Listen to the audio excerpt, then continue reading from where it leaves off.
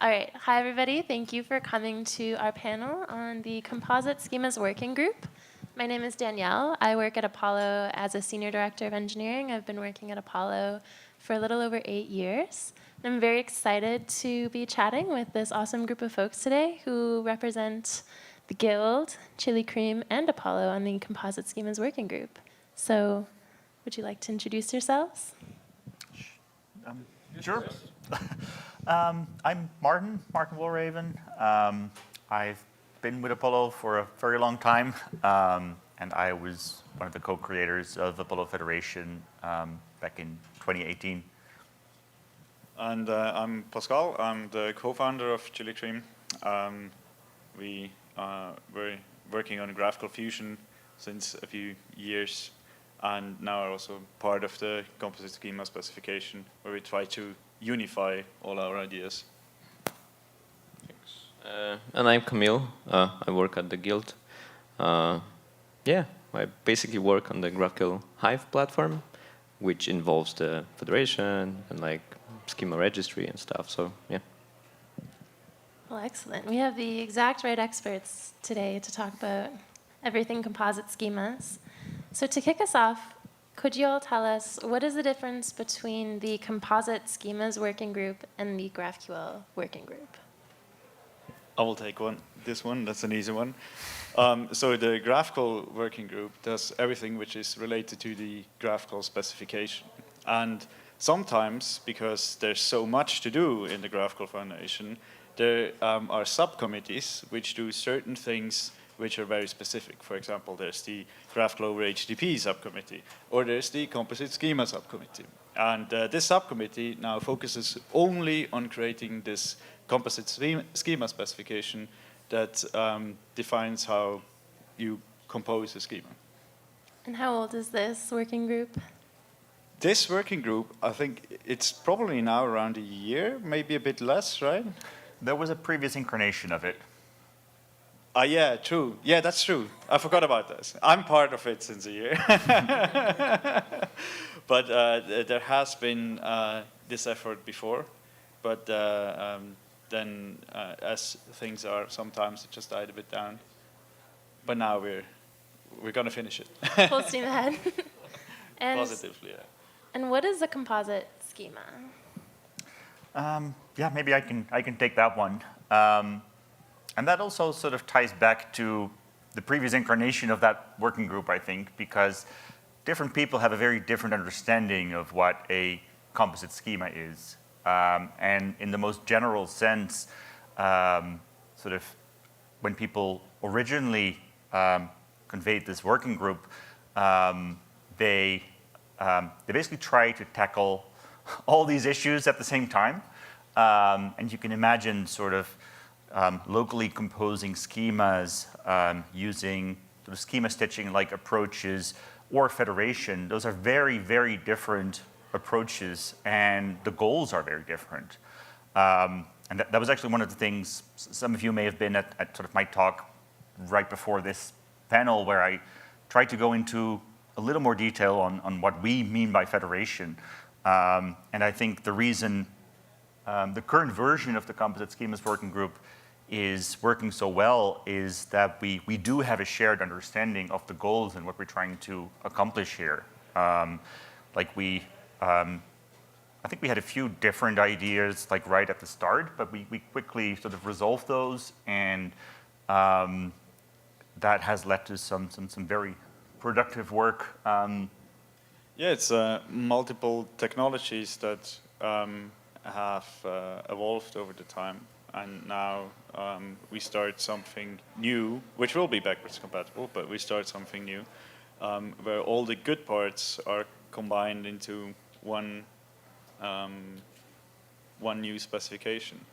Though even all of Fusion and Apollo Federation and the other parts, also what Mesh does, and the experience we gained through like all the different stitching solutions that are out there, really is a good base to create a shared understanding of what we actually need to solve this specific problem. Yeah. Maybe we should be a little bit more explicit about what that specific problem is we're trying Yeah, to what solve. is the current goal that you have from the Yeah. working group? So federation, the way I would phrase it, but like might be good to also get other people's opinion on this. But the way I would phrase it, it's really about collaboratively working on sort of a shared schema. It's finding a way for larger organizations where you have like many different teams working together, many different underlying APIs and data sources, to sort of find a way for all those people to productively work on a single GraphQL API. And that's a really difficult problem to tackle, but we have sort of very principled way of thinking about this in terms of basically composing sort of different subgraphs, different sort of modular schemas together. Yeah, it's like distributing the domain model of the company into different departments onto different services, and then having a way how you can actually access all the information in a company based on the domain model that you then compose together into one piece. I also wanted to add that we talk a lot about like front-end teams talking to back-end teams, and with federation, it's actually forcing back-end teams to talk to other back-end teams.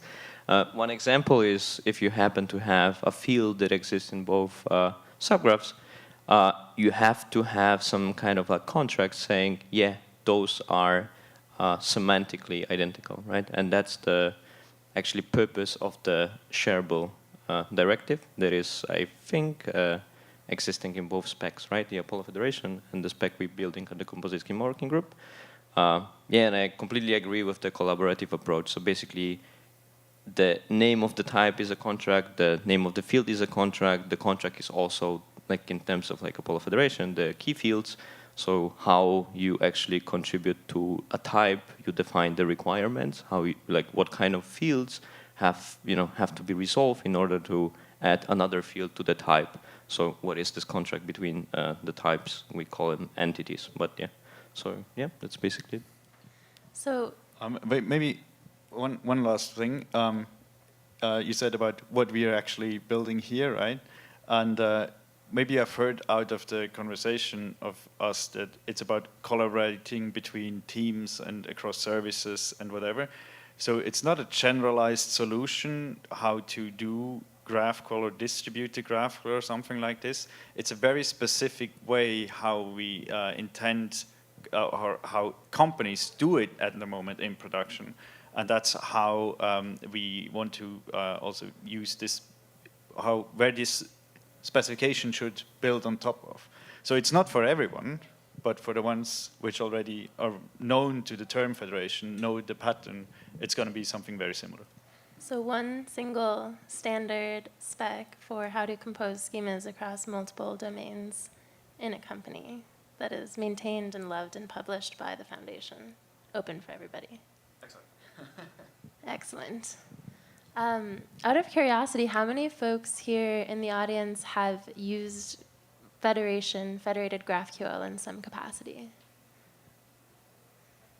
All right, I think that's at least half the hands. This is probably a group of folks that want to hear a lot of details about what you're working on. So can you walk us through some of the concepts that are in scope in your discussions for the spec? I can start with the easiest one, and then I will pass.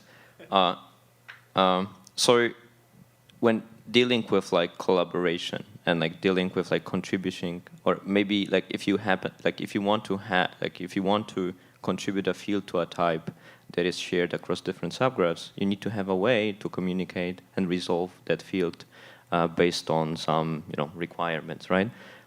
In Federation, it's called entity, key fields of the entity type. In this spec, it's actually an argument of a regular GraphQL field of an object type. So imagine you have like a query type. It has a field called, let's say, user, and then it has an argument called ID, right? So it's completely compatible with the GraphQL spec, and in order to get it, in order to compose it with other subgraphs, you have to add a meaning to that field, right? You need to say, oh, it is actually the way we connect this type with the other type, and it happens to, go through that particular field of the query type. So you need to have a way to specify that. And the first directive that is the most important and will be the most commonly used is a lookup. So the lookup directive is a way to define this connection and I would say the transport of how do you contribute a field to certain types.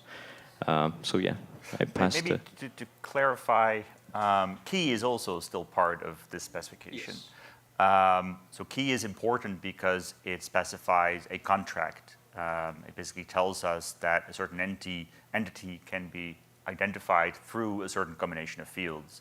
The lookup is a way of actually fetching an object by such a key. But we actually had some discussions about sort of deriving keys from these lookup fields, but decided against it because explicitness is another important design principle that sort of underlies our work. It's important that you don't inadvertently sort of expose certain functionality or break functionality. And this, having both key and lookup, gives us sort of double bookkeeping. It allows us to sort of check these two definitions against each other and give you sort of meaningful feedback when you, for instance, haven't defined a lookup method. Yeah, and just to also say something in this discussion, we also have a way to, when you have these lookups, it can be that you not just have a single field like an ID, it could be that the key is more complicated. It could also be that the key is nested, like we already have this now in Federation. You can have nested fields which are part of the key. And we have defined a way how you can map input types, how you can map output types to input types to express semantic equivalence. So for example, when you have an ID in a get user input and you have an ID on the user type, that you can express that these two things are actually the same thing. And with this, the query planning can actually plan based on what it can fetch this entity from the service. And for this, we have a whole specification written just for this specific new syntax. And that's already in. That's something you can also review on the repository already. Maybe that's a good setup to also talk about the process of validation, because all these different sort of directives and mappings and a whole different syntax in this case, these are not just sort of strings and things that might lead to issues at runtime. We validate these mappings against the schema at composition time. These are all things that are checked at build time, and they sort of have sort of exhaustive rules that specify what combinations are valid and not. Yeah, once it builds, it works. Otherwise, it's a bug. Yeah. That's a good thing. We are getting a lot of really good questions from the audience, and we have 15 minutes, so I think I'm going to pivot to just peppering you guys with questions. Sure. So the first question is, can we expect a free and open source implementation of the spec for everybody to use? Yes, multiple. Say more. I mean, I will talk about what we do, and then Kamal can talk about what they do, as well as Martin. So we have already a gateway which is called Hot Chocolate. And we do have an implementation of GraphQL Fusion, which is a predecessor to what we build now. And the idea is it's fully open source. It's MIT. The spec is under the foundation. Everyone can implement it for free and doesn't have to worry about any licensing or legal issues. And then we have these servers like Hot Chocolate, which will implement this spec. We're actually building the spec while we are building a server to verify that this also works, what we build. And so this is fully open source, fully MIT. Everyone can see the code and use it, change it, or ship it themselves? Yeah, so from the guild's perspective, there are a couple of components here. So first one is the composition, right? That involves the validation. So that's something we have to build, and we will. We already have like composition for the federation, so we will just extend that. From the gateway perspective, we also happen to have a gateway. It's also MIT, blah, blah, blah. So the query planning logic will also be capable of running the new spec. Yeah, the validation, yeah, also part of the composition. So everything there will be supported. Yeah, and the query planning that we have that is existing in GraphQL tools is actually flexible enough to support all those use cases even today. And there's also one spec that, just to expand a bit, so part of the working group that we, part of the task that we have right now at the working group is also to introduce a new spec and pass it to another working group, which is managing the HTTP, is to have like variable batching and in general like more advanced batching that you used to. And that's also happened to already be supported. Maybe not completely, but like just to have some experiments in our like GraphQL Yoga subgraph. So then we can have a place to actually play with different pieces and like, you know, continue evolving and being, you know, compatible with the spec and check if those things that we build in spec are actually, you know, making sense and are actually working as intended and, you know, being validated. So yeah, that's our goal from the guild's perspective.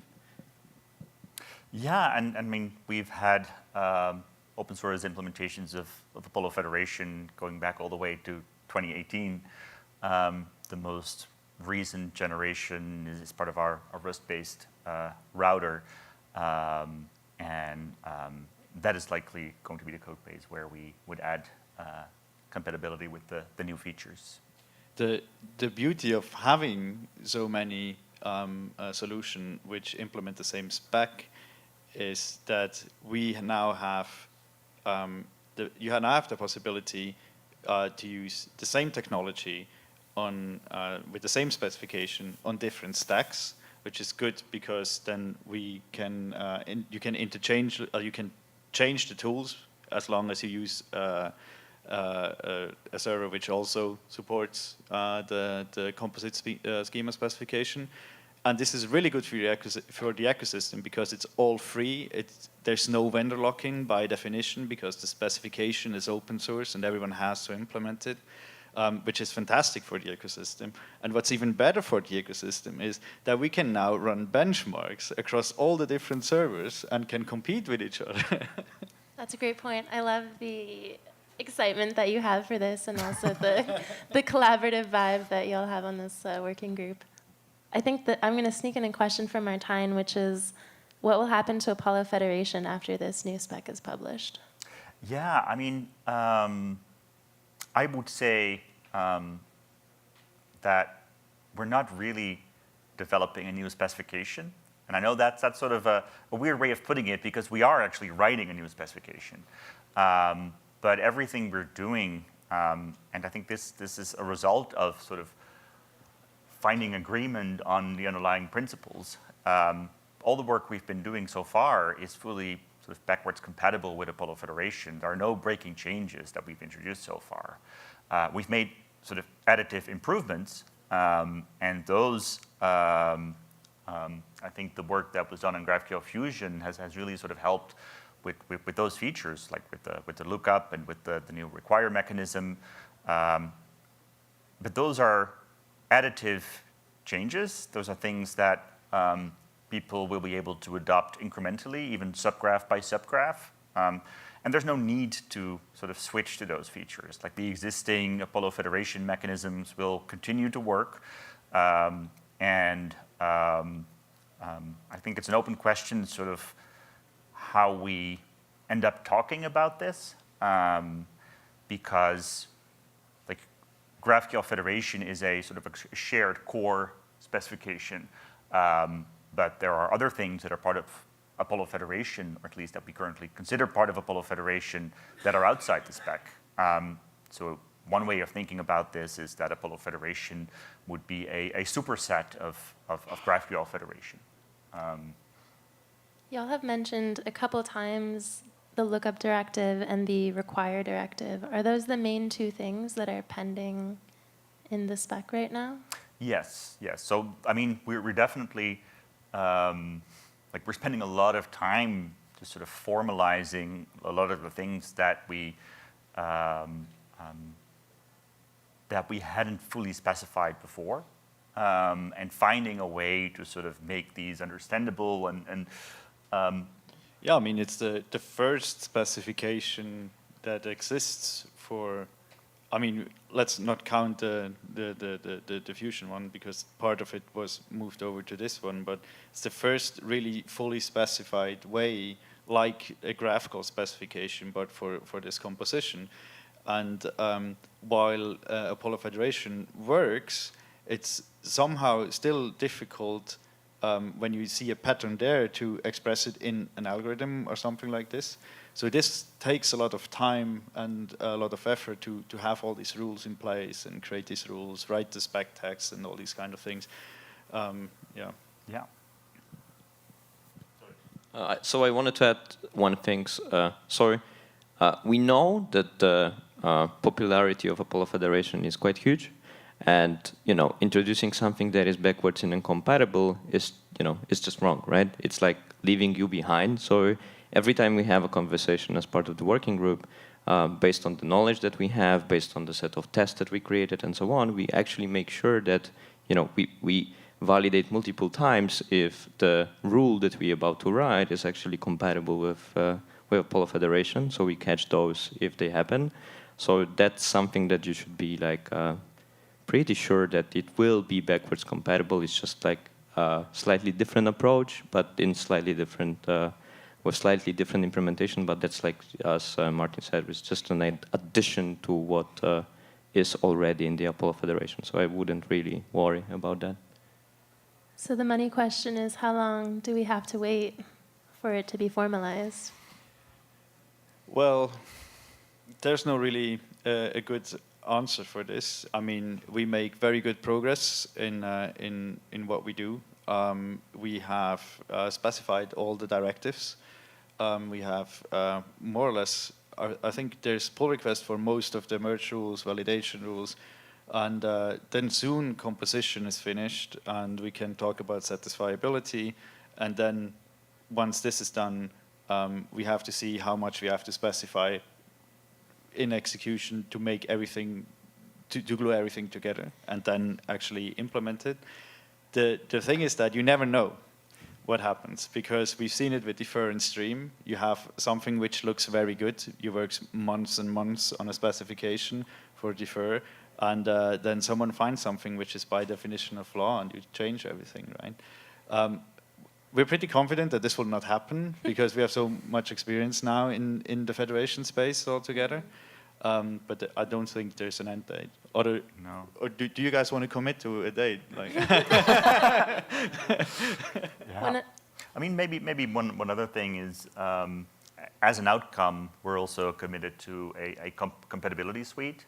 And Camille has been working on one for Apollo Federation. That's been very helpful.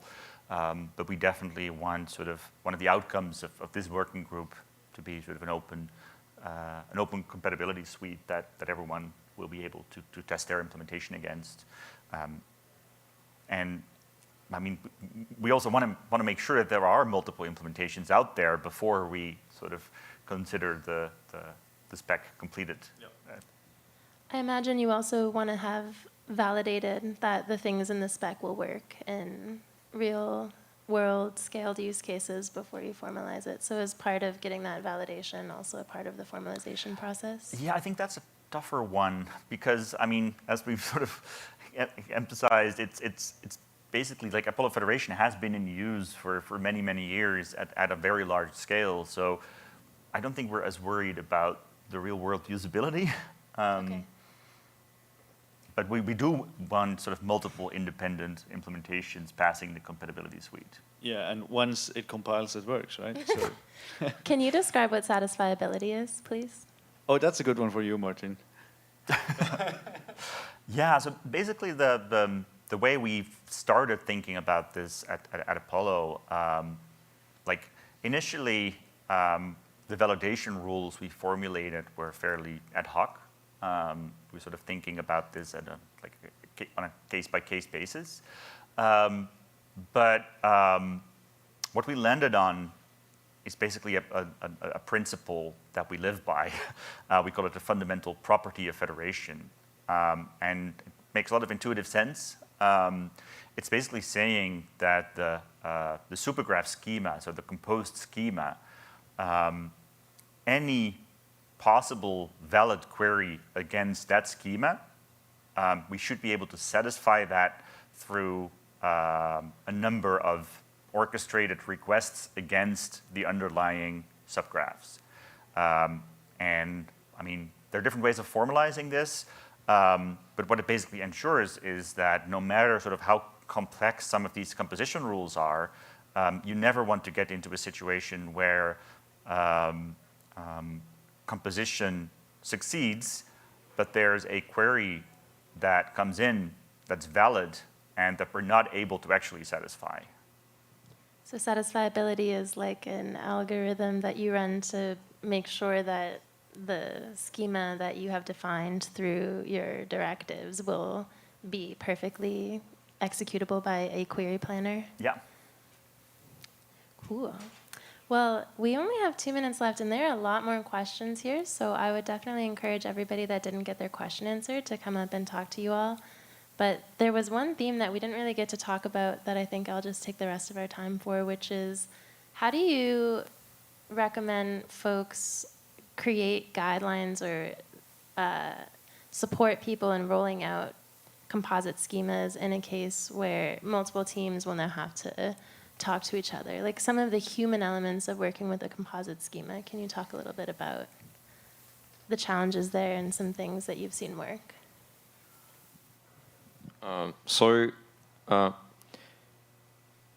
The contract between the type is the name, right? But if, what if you could, like, I feel like there's this approach where it's actually easy to build subgraphs and makes things much easier, and you don't have to deal with like collaboration from the very, very beginning, and it's, you know, to avoid even the naming collision. So for example, you can have a user type defined multiple times under a different name, right? It will work. It's just happened that, you know, the type is different, like the name is different.